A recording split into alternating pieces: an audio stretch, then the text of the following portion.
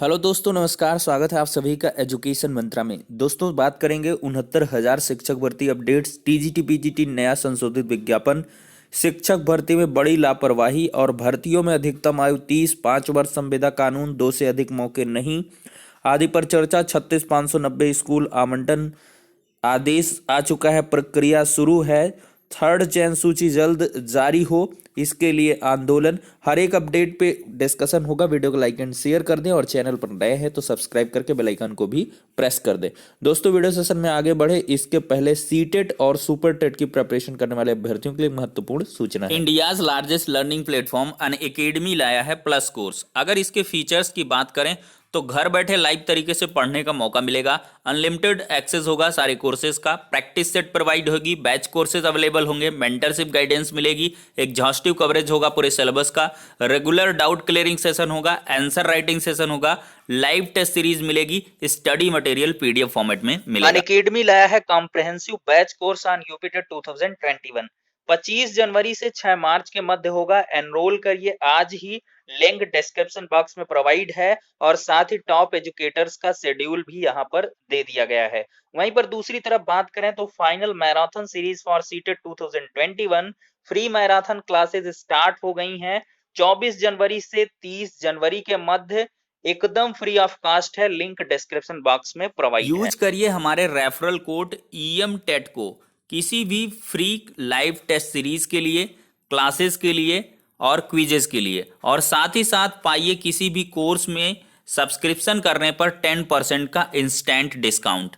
अगर दोस्तों बात करें टेट प्लस सब्सक्रिप्शन कोर्सेज की तो यहाँ पर आपको 1 month, 3 month, 6 month, 12 month, 24 month के सब्सक्रिप्शन मिलते हैं। प्राइसेज यहाँ पर दे दी गई हैं। ज़्यादा जानकारी के लिए डिस्क्रिप्शन बॉक्स को चेकआउट कर सकते हैं। हर एक लिंक डिटेल्ड तरीके से प्रोवाइड कर दी गई है। दोस्तों, यहाँ पर देखा जाए तो शिक्षक भर्ती में एक बड़ी लापरवाही देखने के लिए मिली है। स्कूल में पद नहीं, फिर भी थमा दिया नियुक्ति पत्र। देखिए, राजकीय माध्यमिक स्कूलों में सहायक अध्यापक के पद पर चयनित हुए अभ्यर्थी 3 महीने से नियुक्ति पत्र लेकर चक्कर काट रहे हैं। इन शिक्षकों को वह स्कूल आवंटित कर दिए गए हैं जहां उस विषय का या तो पद ही नहीं है या फिर एक पद के सापेक्ष 2-2 चयनितों को नियुक्ति पत्र दे दिया गया। करीब 21 चयनित अभ्यर्थियों के साथ ऐसा हुआ है और अब उनकी सुनवाई नहीं हो रही है। गलत नियुक्ति पत्र में संशोधन को लेकर माध्यमिक शिक्षा सेवा चयन बोर्ड और माध्यमिक शिक्षा विभाग एक दूसरे के पाले में गेंद डाल रहा है। वहीं अभ्यर्थी परेशान है। तो देख सकते हैं किस प्रकार से यहाँ पर बड़ी लापरवाही सामने आ रही है और इसका जो ठीकरा है वो अभ्यर्थियों के सर पर फोड़ा जा रहा है। देखिए, जौनपुर के राजकीय उच्चतर माध्यमिक विद्यालय सराय खानी में संस्कृत विषय में सहायक अध्यापक का एक ही पद खाली था और यहां 2-2 चयनितों को नियुक्ति पत्र देकर भेज दिया गया। सहायक अध्यापक पद पर चयनित रिंकी यादव कहती हैं कि जब वह नियुक्ति पत्र लेकर स्कूल गई तो उन्हें बताया गया कि यहां तो पहले से ही एक शिक्षिका ज्वाइन कर चुकी है।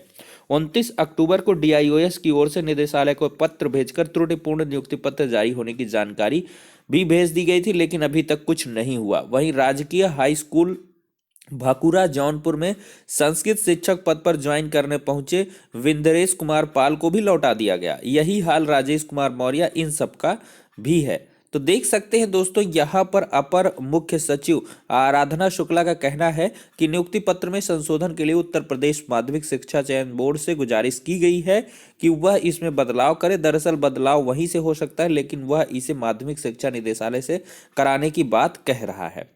तो देख सकते हैं यहाँ पर किस प्रकार की लापरवाही है और अभ्यर्थी 2-2, 3-3 महीने की जद्दोजहद के बाद नियुक्ति पत्र भी पाते हैं तो वो गलत तरीके से पाते हैं, फिर उनको भटकना पड़ता है।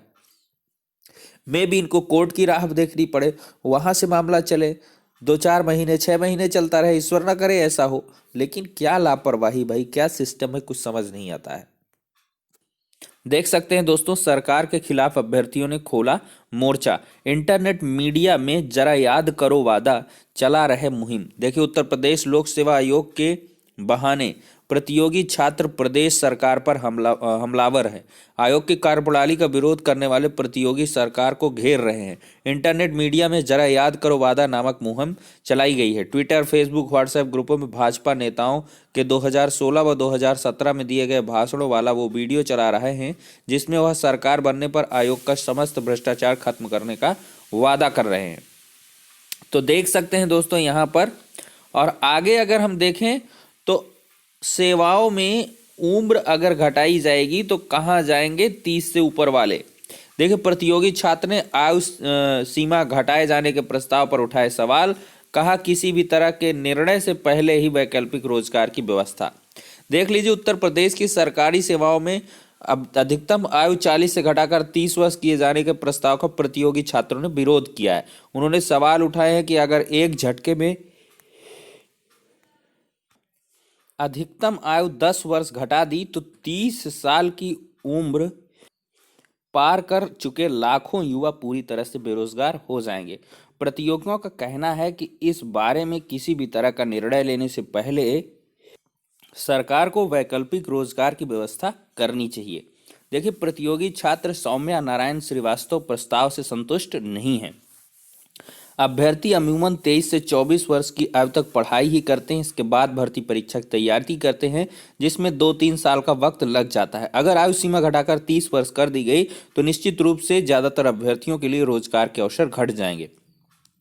प्रतियोगी छात्र संघर्ष समिति के अध्यक्ष अवनीश पांडे और मीडिया प्रभारी प्रशांत पांडे का कहना है कि ग्रामीण पृष्ठभूमि से जुड़े अभ्यर्थी अपने प्रारंभिक शिक्षा देर से शुरू करते हैं।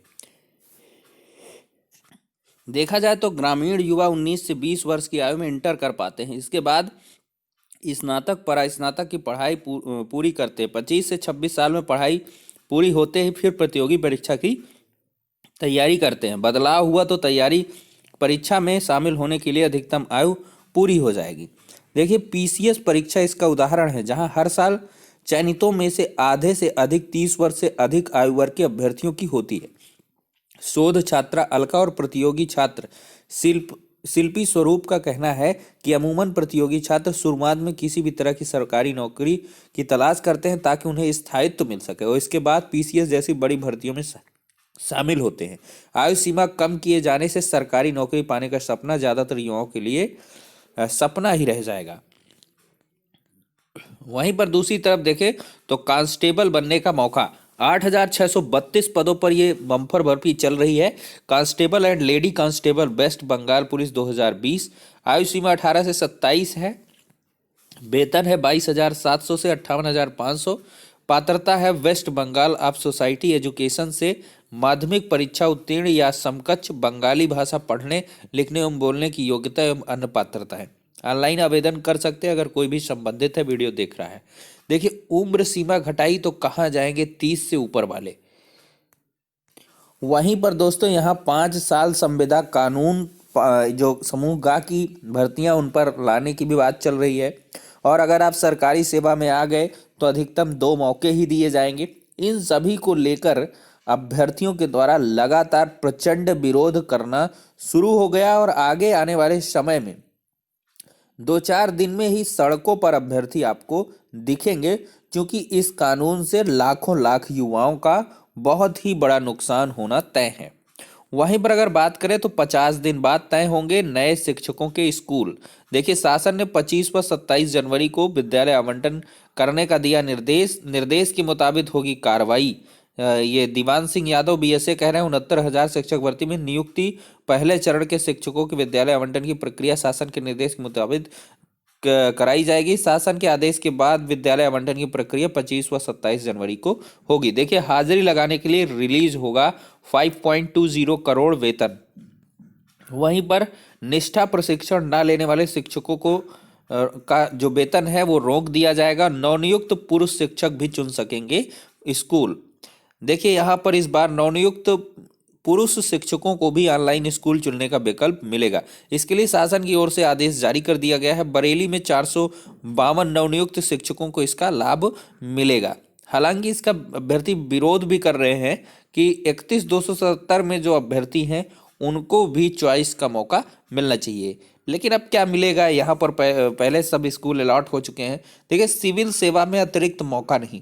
देखिए, केंद्र सरकार कोविड-19 महामारी के कारण सिविल सेवा परीक्षा के अंतिम प्रयास में उपस्थित नहीं होने वाले अभ्यर्थियों का अतिरिक्त मौका देने के पक्ष में नहीं है। कार्मिक व प्रशिक्षण विभाग की ओर से सुप्रीम कोर्ट में यह जानकारी दी गई।